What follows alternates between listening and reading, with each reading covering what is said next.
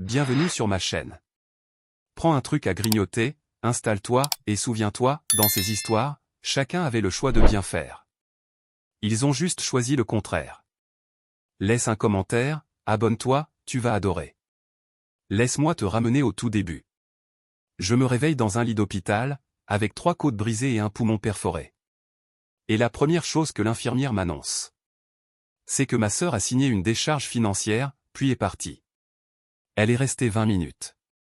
20. Pendant que j'étais au bloc, pendant qu'une machine respirait à ma place. Ma sœur, Margot, est entrée, a signé un papier disant qu'elle ne paierait rien. Et elle est repartie comme si de rien n'était. 5 jours plus tard, elle revient. Elle s'avance tranquillement jusqu'au poste des infirmières et demande si j'ai déjà quitté l'hôpital. L'infirmière a Colline, une femme qui est venue vérifier mon état toutes les 2 heures, sans exception, pendant 5 jours. La regarde droit dans les yeux et lui balance une seule phrase. Depuis la fenêtre de ma chambre, j'ai vu le visage de Margot se vider de toutes couleurs. Je m'appelle Acacia. J'ai 29 ans. Et voici comment ma propre sœur a tenté de me tuer pour 2 millions de dollars. Et comment je me suis assuré qu'elle perde absolument tout. Mais avant ça, je dois vous ramener à la nuit de l'accident. C'était un mardi soir de mars. Je venais de finir une garde de 12 heures à la clinique communautaire de Millbrook.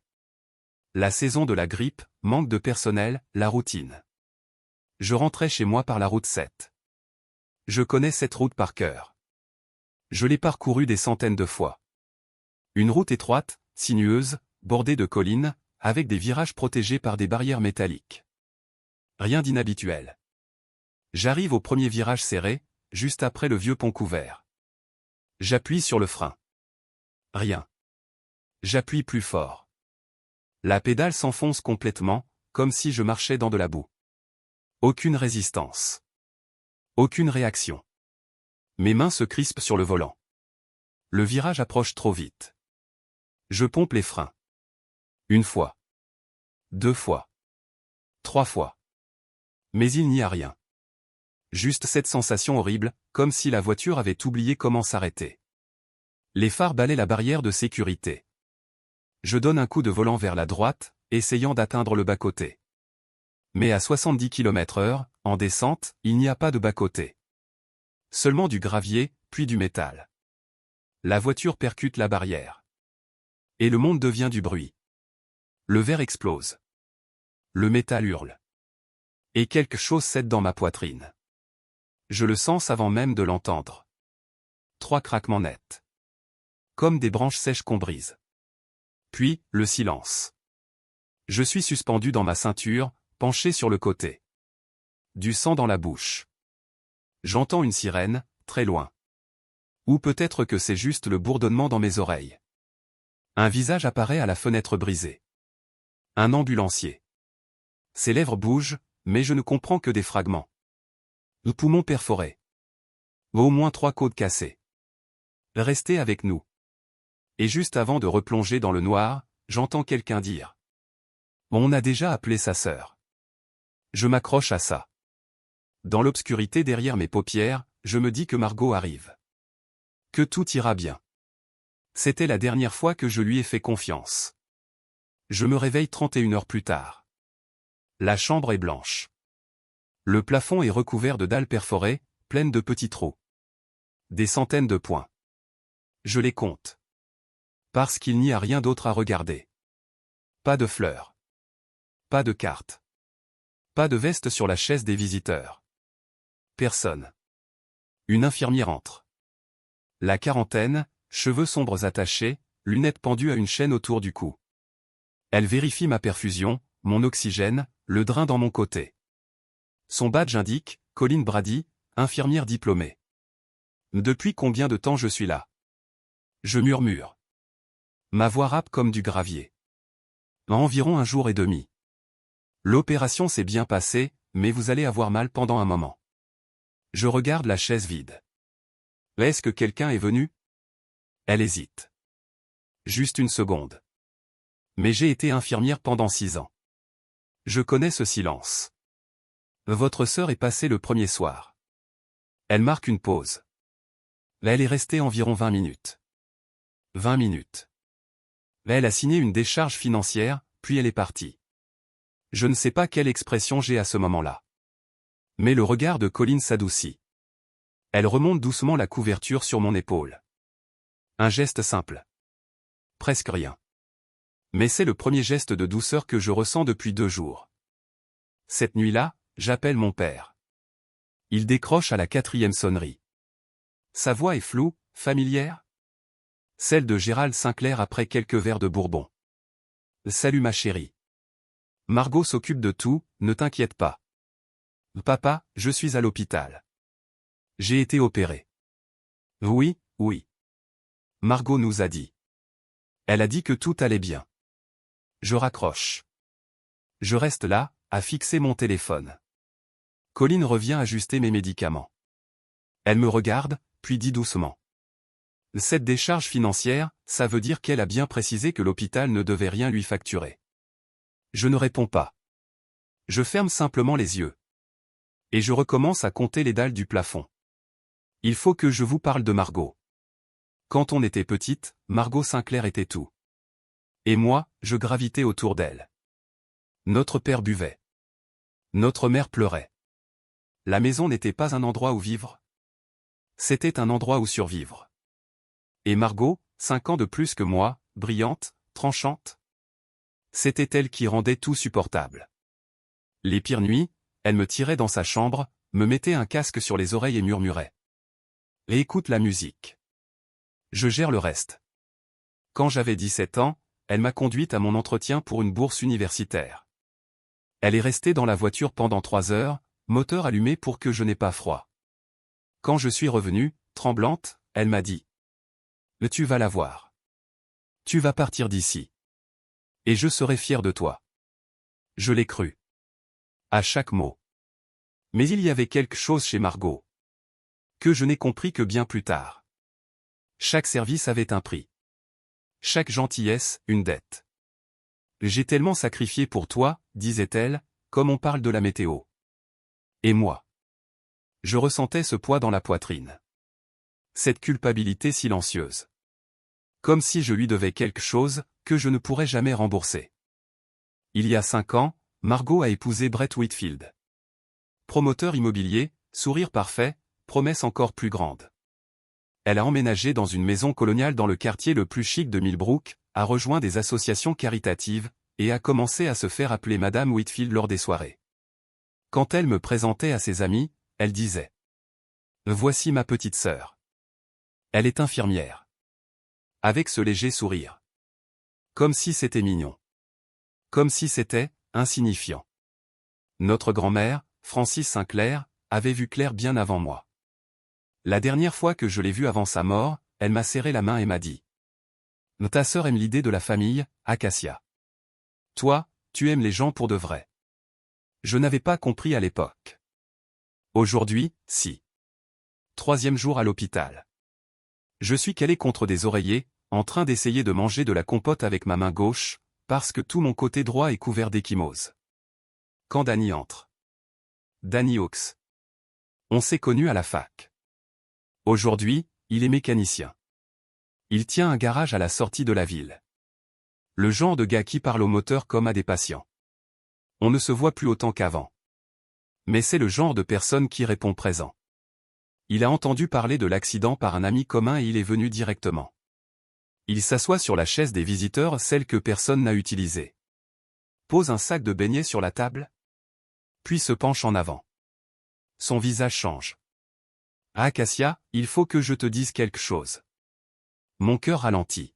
« Quoi ? » Ta voiture a été remorquée au dépôt de Hanley. J'y suis allé ce matin, pour voir les dégâts. Et aussi parce que l'assurance va demander un rapport. Il hésite. Se frotte les mains. La durite de frein n'a pas lâché toute seule. Un silence. Elle a été coupée. Net. Quelqu'un a utilisé un outil. Une pince ou une lame. C'est impossible que ça soit un accident. La pièce semble basculer légèrement. Comme si le sol venait de se décaler. C'est impossible, je murmure. J'ai pris des photos. Je vais les envoyer à ton assurance, mais je voulais que tu l'entendes de moi d'abord. Je fixe le plafond. Danny attend. Et qui avait accès à ta voiture, demande-t-il doucement. Avant l'accident. Et voilà. La question que je ne veux pas affronter. Parce que la veille au soir. J'étais garé chez mes parents. La voiture est restée dehors pendant 3 heures. Et Margot était là. Danny me regarde. Pas inquiet pour la voiture. Inquiet pour moi. 4e jour. Mon téléphone sonne à 9h14. Margot. Je laisse passer 3 sonneries avant de répondre. Ah Cassia. Oh mon Dieu, je voulais t'appeler plus tôt, mais c'est la folie avec l'organisation du gala, et Brett est en déplacement. Comment tu te sens? Sa voix est douce. Parfaite. Maîtrisée. J'ai 3 côtes cassées et un poumon perforé. Oui, je sais. Maman m'a dit que l'opération s'était bien passée. C'est super. Un temps. Et dis-moi, ils t'ont dit quand tu sortirais? J'ai besoin de m'organiser. Je fronce les sourcils. T'organiser pourquoi? Le gala de charité. Il faut qu'on montre une image de famille unie. Tout le monde pose des questions sur toi. Elle ne m'a pas demandé comment je respire. Ni si je peux marcher. Ni si j'ai mal. Elle veut un planning. Je ne sais pas quand je sortirai. D'accord, tiens-moi au courant.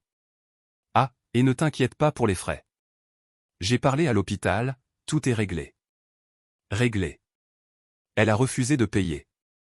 Et elle appelle ça, réglé. Merci, Margot. Mais de rien. C'est le rôle des grandes sœurs. Je t'aime. Elle raccroche. Je reste immobile, le téléphone à la main. Et pour la première fois depuis l'accident. Quelque chose change en moi. Pas physiquement. Plus profond. La voix de Danny résonne dans ma tête. La durite a été coupée. Puis celle de Margot. J'ai besoin de m'organiser. Peut-être que Danny a raison. Peut-être que je devrais avoir peur. Cet après-midi-là, une femme que je ne connais pas entre dans ma chambre. Elle porte une mallette en cuir, et dégage une autorité calme qui remplit toute la pièce. Acacia Sinclair? Je suis Hélène Ashford. Je gère le trust de votre grand-mère. Une 50aine d'années. Cheveux argentés. Regard tranchant. Elle ne s'assoit que quand je l'y invite.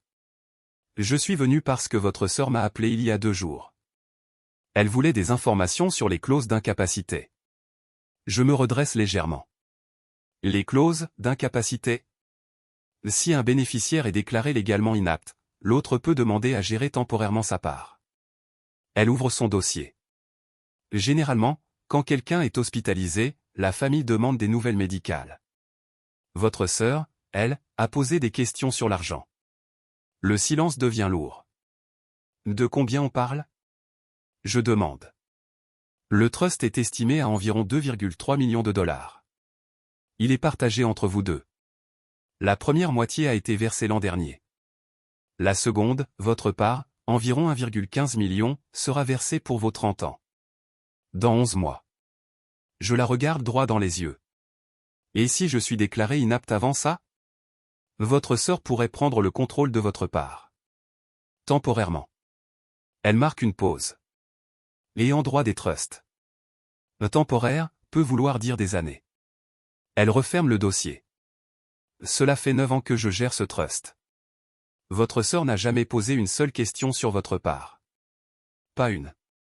Jusqu'à ce que vous soyez hospitalisé. Ma mâchoire se crispe. Pas à cause de la douleur. À cause de la vérité. Qu'est-ce que je dois faire? Hélène pose le dossier sur mes genoux. Me laissez vous aider. Ce soir-là, j'appelle ma mère. Je lui explique tout. L'appel de Margot. Les clauses. Le timing. Je reste calme. Je n'accuse personne. Maman, viens à l'hôpital. J'ai besoin de te parler. Silence. Puis, comme toujours, ma mère choisit la voix la plus forte. Margot dit que cette femme essaie de créer des problèmes. Que la situation est compliquée, et qu'elle exagère. Je ferme les yeux. Maman, tu es venue me voir depuis l'accident? Silence. Plus long. Puis mon père prend le téléphone. Sa voix est déjà lourde d'alcool. Ta sœur gère tout. Arrête de compliquer les choses. Papa, quelqu'un a coupé mes freins. Allez, Acacia, tu dramatises. Tu étais fatigué. Tu as dit que tu avais fait une double garde. Je me redresse. Je ne t'ai jamais dit ça. On ne s'est pas parlé depuis l'accident. Un silence. Le bruit des glaçons dans un verre. Bonne nuit, papa. Je raccroche. Je pose le téléphone sur le lit. Colline entre quelques minutes plus tard. Elle ne parle pas tout de suite. Elle vérifie mes constantes, ajuste l'oxygène. Puis elle me regarde vraiment. Pour ce que ça vaut, j'ai vu beaucoup de familles ici. Celles qui ne viennent pas, il y a toujours une raison. Et ce n'est jamais une bonne raison. Elle baisse la lumière et sort. Cette nuit-là, je reste allongé dans le noir. Le bip du moniteur cardiaque rythme les secondes. Je repasse tout dans ma tête. Les freins coupés. Margot présente ce soir-là. Son appel à Hélène. Son absence. Mes parents, qui choisissent sa version sans même lire la mienne. Je pense à ma grand-mère. À ces mots. Ta sœur aime l'idée de la famille. Toi, tu aimes les gens. Et enfin. Je comprends. Le lendemain matin, à 7 heures, j'appelle Hélène. Je veux protéger ma part du trust. Je marque une pause. Et je veux savoir exactement ce que ma sœur prépare. Ma voix est calme. Je ne fais pas ça par vengeance. Je fais ça parce que quelqu'un a essayé de me tuer, et que personne dans ma famille ne semble vouloir comprendre pourquoi. Un silence. Puis Hélène reprend, plus grave. À Acacia, il y a autre chose. Mon sang se glace. Votre sœur a contacté un psychiatre cette semaine. Elle lui a demandé comment faire déclarer quelqu'un inapte légalement. Je serre le téléphone. Elle ne t'attend pas pour récupérer, elle construit un dossier contre toi. Alors on va aller plus vite qu'elle. Les mots sortent calmement. Mais à l'intérieur, tout hurle. Je dois te parler de la vraie vie de ma sœur. Pas celle qu'elle affiche sur Instagram. La vraie. Margot n'a pas épousé Brett Whitfield par hasard. Elle l'a choisi parce qu'il cochait toutes les cases, beau, ambitieux, sûr de lui. Et surtout, il lui promettait une chose simple. Elle n'aurait plus jamais à s'inquiéter de l'argent. Pendant 3 ans, cette promesse a tenu. Brett achetait, rénovait, revendait. Les affaires tournaient. Il conduisait un Range Rover noir. Ils ont acheté cette grande maison coloniale sur Maple Ridge.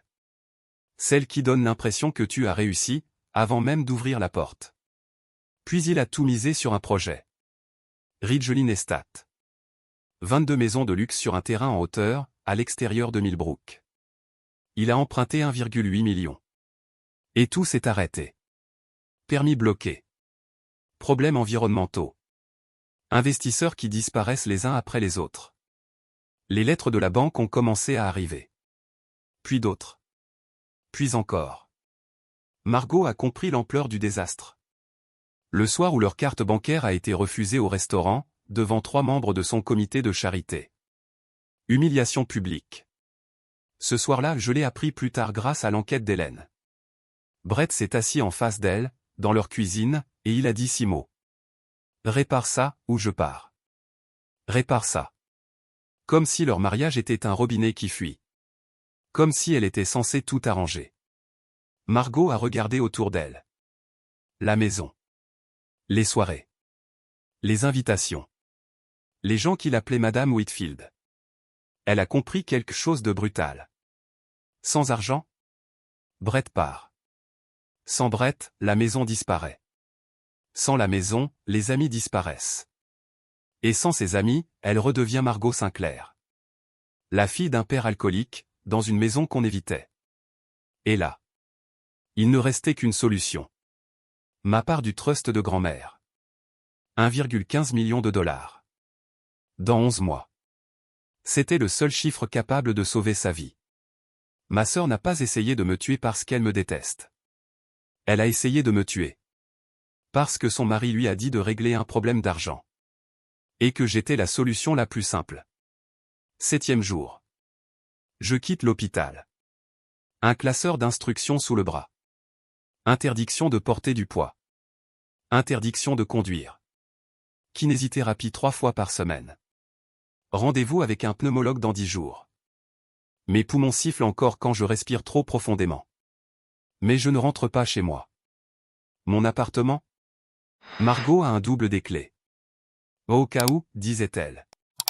Je n'ai jamais demandé, au cas où quoi.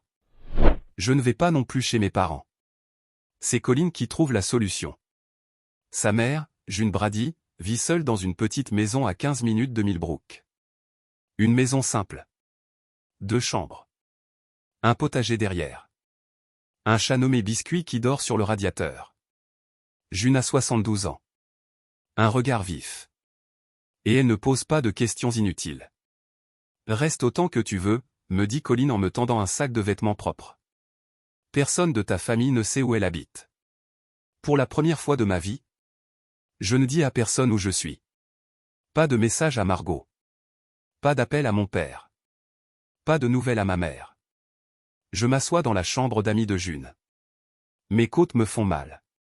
Je respire lentement. Et je ressens quelque chose que je n'avais pas ressenti depuis des années. Le silence. Pas le silence de l'abandon. Le silence de la sécurité. Ce soir-là, Hélène m'envoie un email sécurisé. Objet, gala au Millbrook Country Club 17 mai. Le message est court. Le gala annuel de ta famille est dans 4 semaines. Margot en est l'organisatrice. Elle ne peut pas le rater. C'est sa scène. Là où elle est la plus visible et la plus vulnérable. Réfléchis à ça. Je lis 2 fois. Je ferme l'ordinateur. Et pour la première fois depuis l'accident. Je dors sans rêver. 3 jours plus tard, ma cousine Tessa m'appelle. 26 ans. Fille de ma tante Ruth. La seule personne dans la famille qui répond à mes messages rapidement. Sa voix est tendue. Margot a organisé un dîner de famille hier soir. Je ferme les yeux. Et elle a pleuré, Acacia. Vraiment pleuré. Elle a dit que tu refusais de rentrer, que tu t'éloignais de tout le monde, qu'elle faisait tout pour t'aider, mais que tu la rejetais. Je serre les dents. Et les autres? Ton père acquiesçait. Ta mère lui tenait la main. Tout le monde l'a consolé. Un silence. Et toi? J'étais dans un coin, je mangeais mon poulet. Elle inspire. Le pire, c'est que j'ai failli la croire. Je fixe le plafond. Le chat Biscuit vient se coller contre moi. Il y a autre chose, ajoutez ça. Sa voix baisse. Margot a appelé ta clinique. Elle a demandé leur politique sur les congés psychiatriques et ce qu'il faut pour placer quelqu'un en arrêt médical forcé. Mon corps se fige. Elle ne fait pas que dire que tu es instable, Acacia, elle construit des preuves. Je regarde le plafond fissuré de la chambre. Merci de m'avoir prévenu. Tu vas faire quoi? Je respire lentement. Je vais la laisser parler. Plus elle parle, plus elle s'enfonce. 2 jours plus tard, Hélène arrive chez June. Avec un dossier. Et un homme que je n'ai jamais vu. Acacia, voici Ray Kendall. Ancien policier. Aujourd'hui détective privé. Ray à la 50aine. Solide. Compact. Le genre d'homme qui ne gaspille ni ses mots ni ses gestes. Il s'assoit en face de moi. Voilà ce qu'on a, dit-il en étalant des photos. Photos du véhicule. La durite de frein a été sectionnée. Pas usée. Pas abîmée. Coupée. Il pose une deuxième image. Reçue d'un magasin de bricolage. Une pince coupe durite achetée 3 jours avant l'accident. Je fixe le papier. Payé avec une carte Visa se terminant par 4471. Mon estomac se serre. À qui appartient la carte? Ray me regarde. Margot Sinclair Whitfield. Silence. 34,99 $. C'est le prix que ma sœur a payé, pour me tuer. Je fixe le plafond. Les 216 $. Je les ai comptés. Alors on va aller plus vite qu'elle. Alors on va aller plus vite qu'elle. Les mots sortent calmement. Mais à l'intérieur, tout hurle. Je dois te parler de la vraie vie de ma sœur. Pas celle qu'elle affiche sur Instagram. La vraie. Margot n'a pas épousé Brett Whitfield par hasard. Elle l'a choisi parce qu'il cochait toutes les cases, beau, ambitieux, sûr de lui. Et surtout, il lui promettait une chose simple. Elle n'aurait plus jamais à s'inquiéter de l'argent. Pendant 3 ans, cette promesse a tenu. Brett achetait, rénovait, revendait. Les affaires tournaient. Il conduisait un Range Rover noir. Ils ont acheté cette grande maison coloniale sur Maple Ridge. Celle qui donne l'impression que tu as réussi, avant même d'ouvrir la porte. Puis il a tout misé sur un projet. Ridgeline Estate. 22 maisons de luxe sur un terrain en hauteur, à l'extérieur de Millbrook. Il a emprunté 1,8 million. Et tout s'est arrêté. Permis bloqué. Problèmes environnementaux. Investisseurs qui disparaissent les uns après les autres. Les lettres de la banque ont commencé à arriver. Puis d'autres. Puis encore. Margot a compris l'ampleur du désastre. Le soir où leur carte bancaire a été refusée au restaurant, devant 3 membres de son comité de charité. Humiliation publique. Ce soir-là, je l'ai appris plus tard grâce à l'enquête d'Hélène. Brett s'est assis en face d'elle, dans leur cuisine, et il a dit 6 mots. Répare ça, ou je pars. Répare ça. Comme si leur mariage était un robinet qui fuit. Comme si elle était censée tout arranger. Margot a regardé autour d'elle. La maison. Les soirées. Les invitations. Les gens qui l'appelaient Madame Whitfield. Elle a compris quelque chose de brutal. Sans argent? Brett part. Sans Brett, la maison disparaît. Sans la maison, les amis disparaissent. Et sans ses amis, elle redevient Margot Sinclair. La fille d'un père alcoolique, dans une maison qu'on évitait. Et là. Il ne restait qu'une solution. Ma part du trust de grand-mère. 1,15 million de dollars. Dans 11 mois. C'était le seul chiffre capable de sauver sa vie. Ma sœur n'a pas essayé de me tuer parce qu'elle me déteste. Elle a essayé de me tuer. Parce que son mari lui a dit de régler un problème d'argent. Et que j'étais la solution la plus simple. 7e jour. Je quitte l'hôpital. Un classeur d'instructions sous le bras. Interdiction de porter du poids. Interdiction de conduire. Kinésithérapie 3 fois par semaine. Rendez-vous avec un pneumologue dans 10 jours. Mes poumons sifflent encore quand je respire trop profondément. Mais je ne rentre pas chez moi. Mon appartement? Margot a un double des clés. Au cas où, disait-elle. Je n'ai jamais demandé, au cas où quoi. Je ne vais pas non plus chez mes parents. C'est Colin qui trouve la solution. Sa mère, June Brady, vit seule dans une petite maison à 15 minutes de Millbrook. Une maison simple. 2 chambres. Un potager derrière. Un chat nommé Biscuit qui dort sur le radiateur. June a 72 ans. Un regard vif. Et elle ne pose pas de questions inutiles. Reste autant que tu veux, me dit Colin en me tendant un sac de vêtements propres. Personne de ta famille ne sait où elle habite. Pour la première fois de ma vie, je ne dis à personne où je suis. Pas de message à Margot. Pas d'appel à mon père. Pas de nouvelles à ma mère. Je m'assois dans la chambre d'amis de June. Mes côtes me font mal. Je respire lentement. Et je ressens quelque chose que je n'avais pas ressenti depuis des années. Le silence. Pas le silence de l'abandon. Le silence de la sécurité. Ce soir-là, Hélène m'envoie un email sécurisé. Objet, gala au Millbrook Country Club 17 mai. Le message est court. Le gala annuel de ta famille est dans 4 semaines. Margot en est l'organisatrice. Elle ne peut pas le rater. C'est sa scène. Là où elle est la plus visible et la plus vulnérable. Réfléchis à ça. Je lis 2 fois. Je ferme l'ordinateur. Et pour la première fois depuis l'accident. Je dors sans rêver. 3 jours plus tard, ma cousine Tessa m'appelle. 26 ans. Fille de ma tante Ruth. La seule personne dans la famille qui répond à mes messages rapidement. Sa voix est tendue. Margot a organisé un dîner de famille hier soir. Je ferme les yeux. Et elle a pleuré, Acacia. Vraiment pleurer. Elle a dit que tu refusais de rentrer, que tu t'éloignais de tout le monde, qu'elle faisait tout pour t'aider, mais que tu la rejetais.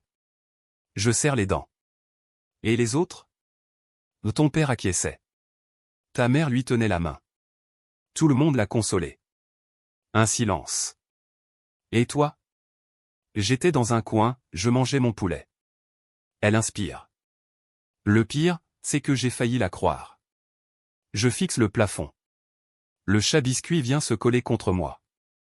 Il y a autre chose, ajoute Tessa. Sa voix baisse. Margot a appelé ta clinique. Elle a demandé leur politique sur les congés psychiatriques et ce qu'il faut pour placer quelqu'un en arrêt médical forcé. Mon corps se fige. Elle ne fait pas que dire que tu es instable, Acacia, elle construit des preuves. Je regarde le plafond fissuré de la chambre. Merci de m'avoir prévenu. Tu vas faire quoi? Je respire lentement. Je vais la laisser parler. Plus elle parle, plus elle s'enfonce. 2 jours plus tard, Hélène arrive chez June. Avec un dossier. Et un homme que je n'ai jamais vu. Acacia, voici Ray Kendall. Ancien policier. Aujourd'hui détective privé. Ray à la cinquantaine. Solide. Compact. Le genre d'homme qui ne gaspille ni ses mots ni ses gestes. Il s'assoit en face de moi. Voilà ce qu'on a, dit-il en étalant des photos. Photos du véhicule. La durite de frein a été sectionnée. Pas usée. Pas abîmée. Coupée. Il pose une deuxième image. Reçue d'un magasin de bricolage. Une pince coupe durite achetée 3 jours avant l'accident. Je fixe le papier. Payé avec une carte Visa se terminant par 4471. Mon estomac se serre. À qui appartient la carte? Ray me regarde. Margot Sinclair Whitfield.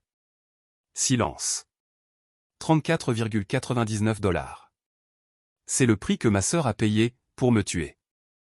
34,99 $. C'est ce que valait ma vie, aux yeux de ma sœur. Ray ne s'arrête pas là. Il fait glisser une autre photo vers moi. On a récupéré des images de la caméra d'un voisin de tes parents. Une caméra Ring qui donne en partie sur leur allée. Je me penche légèrement. À 23h47, la veille de l'accident, une silhouette sort de la maison et se dirige vers ta voiture. L'image est floue. Pas de visage identifiable. Mais la taille, la posture, les vêtements? Tout correspond à Margot. Hélène ouvre un autre dossier. Et ça, ce sont les relevés téléphoniques. Je regarde. Brett Whitfield a appelé Margot à 23h30.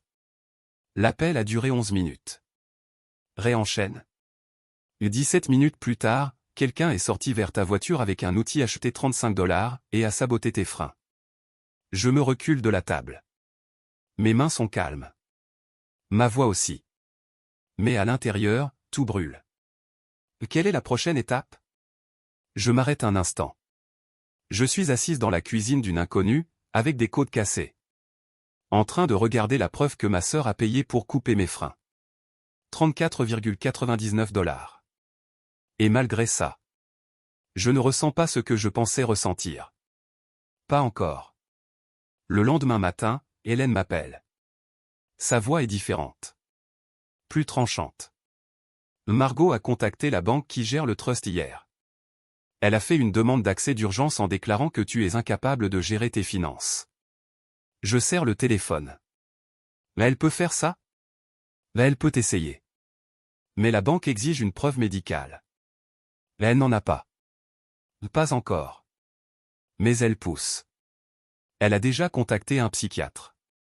Je ferme les yeux. Et toi? J'ai appelé la banque. J'ai confirmé que tu es parfaitement lucide. Et j'ai prévenu que toute tentative de transfert sans ton consentement entraînera une action en justice. Et ils ont reculé? Pour l'instant. Mais ta sœur est déterminée. Elle trouvera un autre angle. Elle a raison. Cet après-midi-là, mon téléphone sonne. Margot. Je ne réponds pas. Elle laisse un message. Sa voix est douce. Presque affectueuse. Coucou ma petite sœur, j'ai entendu dire que tu avais pris un avocat. Ça me fait tellement de peine. Je pensais qu'on pouvait régler ça en famille. Tu crois vraiment que c'est ce que grand-mère aurait voulu? Je reste immobile. Elle ose utiliser le nom de notre grand-mère? Alors qu'elle essaie de me voler son héritage.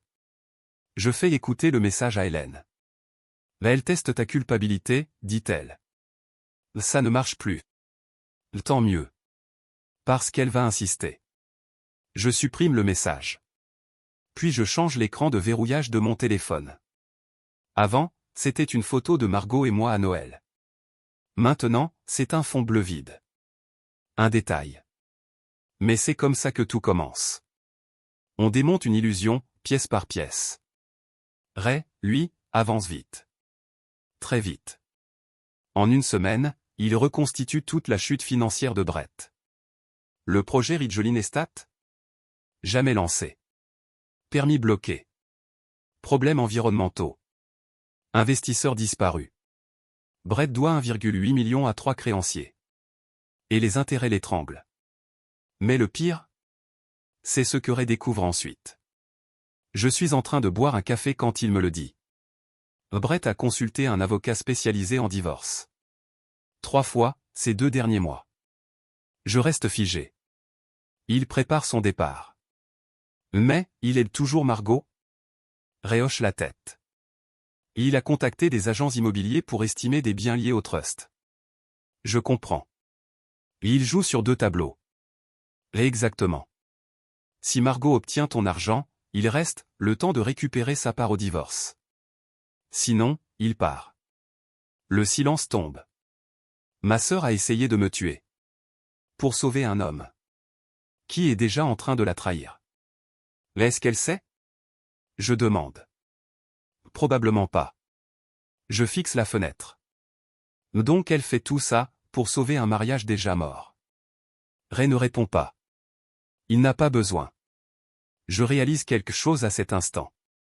Ma sœur est désespérée. Son mari est lâche. Et moi? Je suis la seule à voir l'ensemble du jeu. Je prends une décision. Je vais voir mes parents. C'est risqué. Hélène m'a dit de ne pas le faire. Mais j'ai besoin de les regarder dans les yeux, une dernière fois. C'est un dimanche. Mon père ouvre la porte. L'odeur du bourbon et du savon me frappe immédiatement. Son visage est confus. Surprise. Gêne.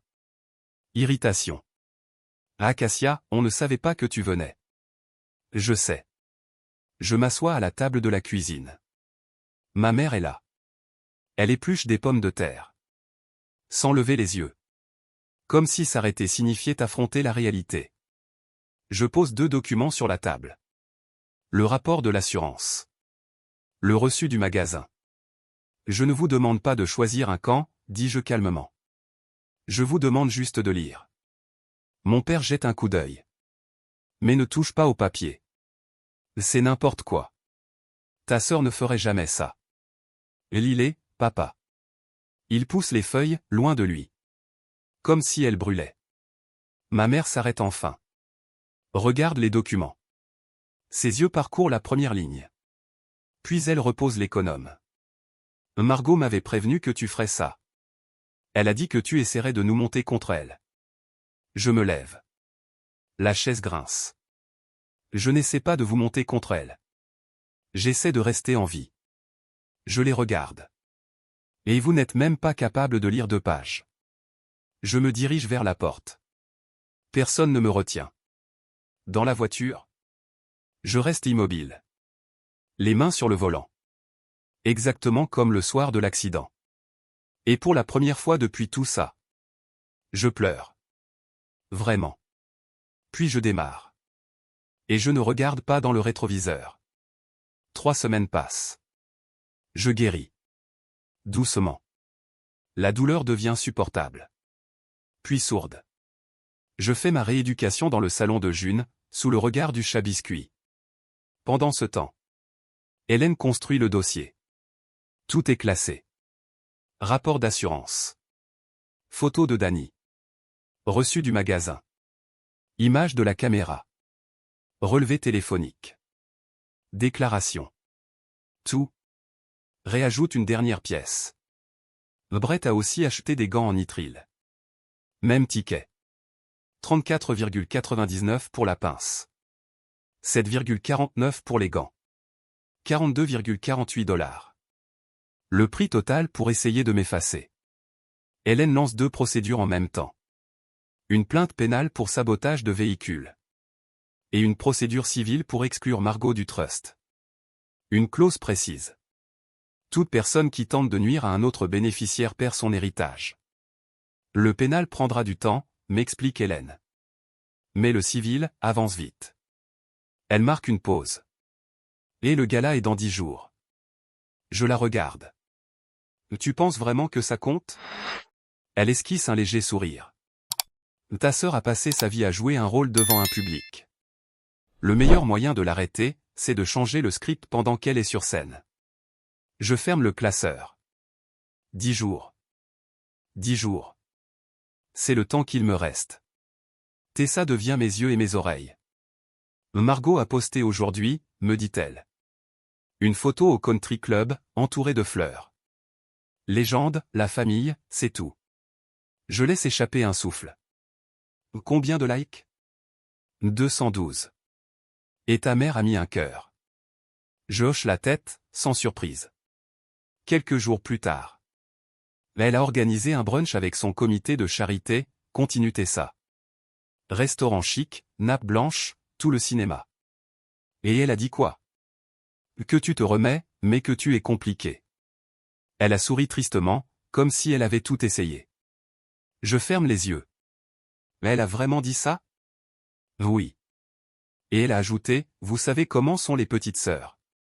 Comme si tu étais une ado capricieuse. Pas une femme de 29 ans qui a failli mourir. Personne n'a réagi? Non. Ils ont commandé leur tiramisu. Un silence. Puis Tessa ajoute. Elle t'a inscrite au gala. Je me redresse. Quoi? L'invitation envoyée via ta mère.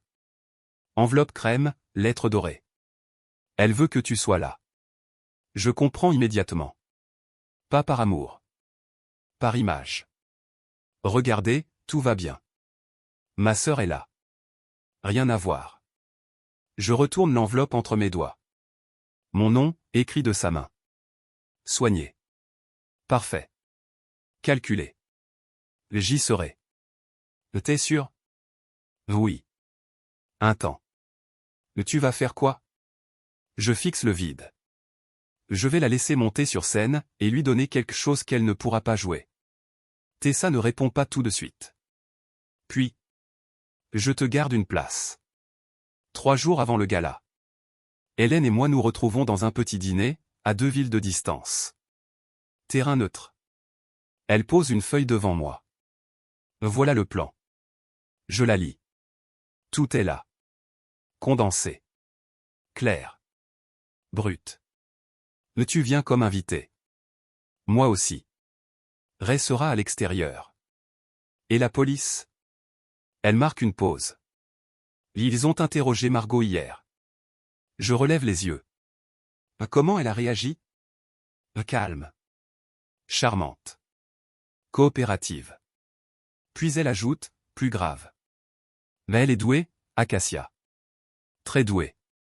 Mais personne ne reste calme quand les murs se referment. Je plie la feuille. Je ne vais pas faire de scène. Non. Non. Je vais lui remettre ça, en privé. Je glisse le document dans une enveloppe blanche. Et ensuite? Je la regarde. Ensuite, je vais la regarder s'effondrer. 2 jours avant le gala. Margot retourne à l'hôpital. Je n'étais pas là, mais Colline m'a tout raconté. Chaque détail. Margot arrive à 14h15. Parfaite comme toujours. Cheveux impeccables. Lunettes de soleil relevées sur la tête. Elle s'approche du poste des infirmières. Bonjour, je cherche ma sœur, Acacia Sinclair. Elle est toujours hospitalisée. Et là. Elle tombe sur Colline. La même infirmière. Celle qui m'a soignée. Celle qui l'a vue signer et partir. Colline lève les yeux. Retire ses lunettes. Et dit calmement. Elle est sortie il y a 4 jours. Mais vous le sauriez, si vous étiez venu plus d'une fois. 3 secondes. C'est le temps que le visage de Margot reste figé. Puis quelque chose change. Pas de la honte. Pas du regret. De la peur. Parce que si je suis sorti sans prévenir, alors je ne suis plus sous contrôle. Où est-elle? Demande Margot, la voix tendue. Je suis infirmière, pas un GPS. Margot tourne les talons. Ses talons claquent sur le sol. Elle est déjà au téléphone avant d'atteindre l'ascenseur. Plus tard, Colin me dira. C'est la première fois que j'ai vu ta sœur avoir peur. Et honnêtement, ça m'a fait du bien de l'entendre. Les 48 heures suivantes. Margot perd le contrôle. Elle appelle Tessa. Tu as des nouvelles d'Acacia? Tu sais où elle est? Non, répond Tessa. Peut-être qu'elle a besoin d'espace. D'espace? Elle doit rentrer. Elle appelle la clinique. Aucune info. Elle appelle ma mère. Rien. Puis elle dit une phrase, que Tessa me répète mot pour mot. Elle sait. Elle doit savoir. Et Brett? Je demande. Il a dit, alors il faut accélérer pour le trust. Bien sûr. Toujours l'argent. Margot tente une dernière chose. Elle appelle le psychiatre. Demande une évaluation d'urgence. Mais il refuse. Sans mon consentement, impossible. Ce qu'elle ne sait pas. Hélène a déjà envoyé une lettre officielle. Claire. Nette. Je suis saine d'esprit. Et toute tentative illégale sera attaquée. Résultat. Margot n'a plus rien. Pas d'accès au trust. Pas de dossier psychiatrique. Aucune idée d'où je suis. Et une enquête policière qui avance. Il ne lui reste qu'une chose. Une seule. Le gala. 200 invités. Un micro. Sa scène. Sa dernière scène. La veille. Je suis dans la chambre de June. L'enveloppe blanche sur la table de nuit. Le dossier sur le lit. Biscuit ronronne à mes pieds. Je pense à ma grand-mère. Pas à l'argent. À elle. À ses mains. À sa voix.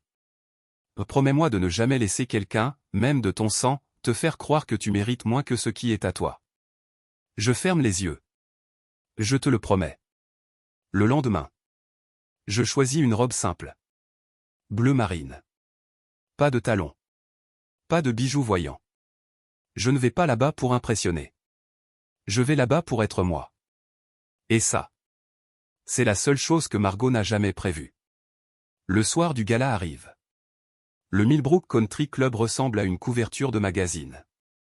Nappes blanches impeccables. Verre en cristal qui scintille sous les lumières. Des hortensias débordent de vases argentés. Un quatuor à cordes joue doucement dans un coin. Environ 200 invités. Politiciens locaux. Chefs d'entreprise. Membres d'associations. Tous élégants. Tous parfaitement à leur place. Et au centre de tout ça, Margot. Robe rouge éclatante. Sourire maîtrisé. Posture parfaite. Elle accueille chaque invité comme si sa vie dépendait de cette soirée. Peut-être que c'est le cas. J'entre à 18h45. La salle ne se fige pas, ça, c'est dans les films. Mais il y a une vague. Un ralentissement. Des regards qui se tournent. Des murmures. Je suis la sœur qui a eu l'accident. La sœur qui a disparu. Margot me voit. Et pendant une fraction de seconde, son visage craque. Son sourire tremble. Ses yeux s'ouvrent légèrement. Une expression vraie. Puis, le masque revient. Elle traverse la salle, bras ouverts. Oh mon Dieu, Acacia. Tu es venue. Sa voix porte. Elle veut que tout le monde entende. Regardez. Ma sœur est là. C'est ça, la famille. Elle me serre dans ses bras. Je lui rends son étreinte.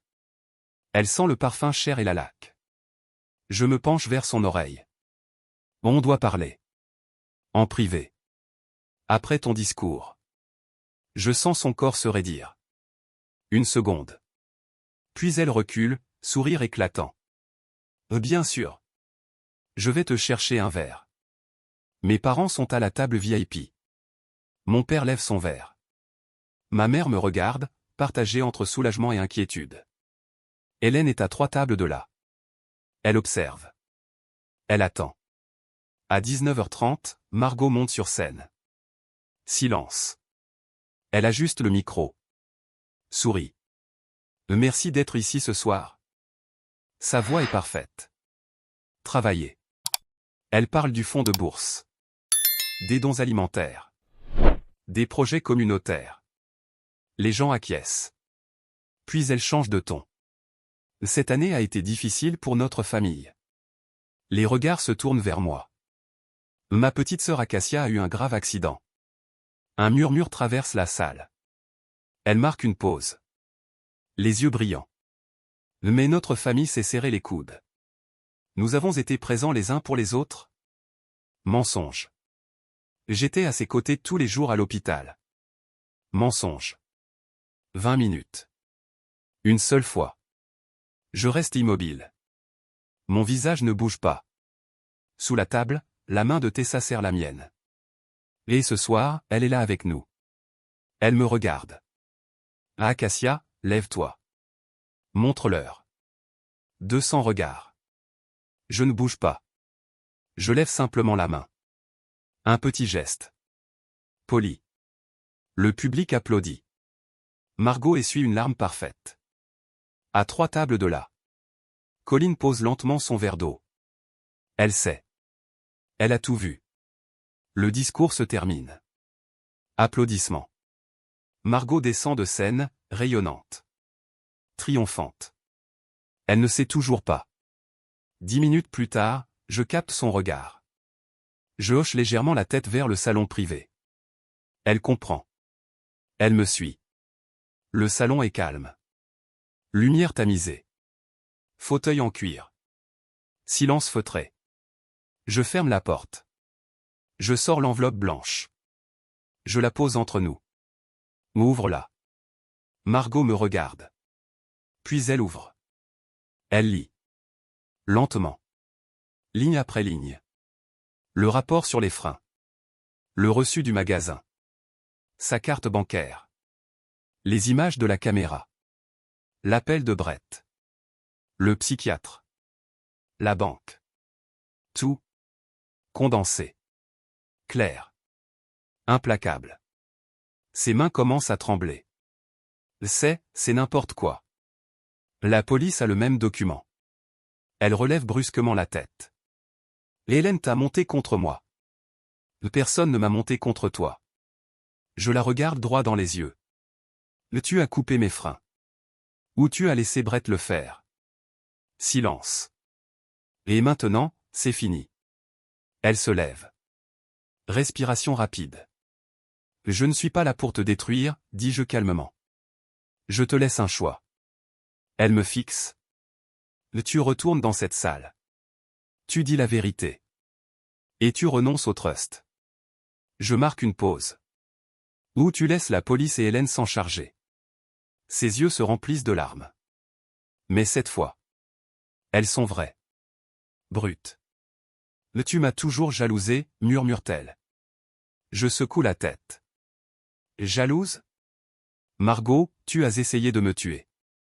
Un silence. Lourd. Irréversible. Elle ouvre la porte. Et là, tout explose. Elle ne sort pas calmement. Elle éclate. Elle traverse la salle, les larmes aux yeux, la voix brisée mais forte. Ma sœur m'attaque. Elle a engagé un avocat pour me détruire. Elle invente des mensonges. Le silence tombe. 200 personnes. Plus un bruit. Je sors derrière elle. Je ne dis rien. Margot joue son rôle. Encore. Elle essaie de voler le trust. C'est elle qui est instable. Silence. Puis, Hélène se lève. Calme. Droite. Elle avance au centre de la salle. Je suis Hélène Ashford, gestionnaire du trust de Francis Sinclair. Sa voix est posée. Implacable. Tout ce qui est dans ce document est vérifié. Et a été transmis à la police. Un frisson traverse la salle. Margot se tourne vers la table VIP. Brett. Dis-leur. Dis-leur qu'elle ment. Brett regarde sa femme. Puis la salle. Puis son assiette. Il ne bouge pas. Il ne parle pas. Il ne la défend pas. Un bruit de chaise. Colin se lève. Sa voix est claire. J'étais l'infirmière de nuit. Votre sœur est venue une seule fois. 20 minutes. Elle a signé une décharge et est partie. Silence total. Margot regarde autour d'elle. Cherche du soutien. Un regard. Un allié. Rien. Plus personne. Plus de public. Plus de rôle. Elle tourne les talons. Et elle part. La porte se referme derrière elle. Le quatuor s'est arrêté. Un verre s'entrechoque quelque part. C'est le seul bruit. Je suis là. Debout. Au milieu de la salle. 200 regards sur moi. Et je ne ressens pas ce que je pensais ressentir. Pas de victoire. Pas de satisfaction. Juste. Une faim. Comme si je venais de regarder ma sœur tomber d'une falaise. Qu'elle avait construite elle-même. Les conséquences arrivent par vagues. Première semaine. La police de Millbrook inculpe officiellement Margot Sinclair Whitfield pour mise en danger grave de la vie d'autrui. L'inspecteur informe Hélène qu'il monte un dossier pour tentative de meurtre, en attendant les résultats finaux de l'analyse médico-légale sur les traces laissées par l'outil. Si l'accusation est requalifiée, elle risque entre 5 et 15 ans de prison. Deuxième semaine. Brett Whitfield demande le divorce, 3 jours après le gala. Il ne l'appelle même pas. Margot l'apprend en recevant les papiers chez elle, dans cette grande maison de Maple Ridge qu'elle pensait être son refuge.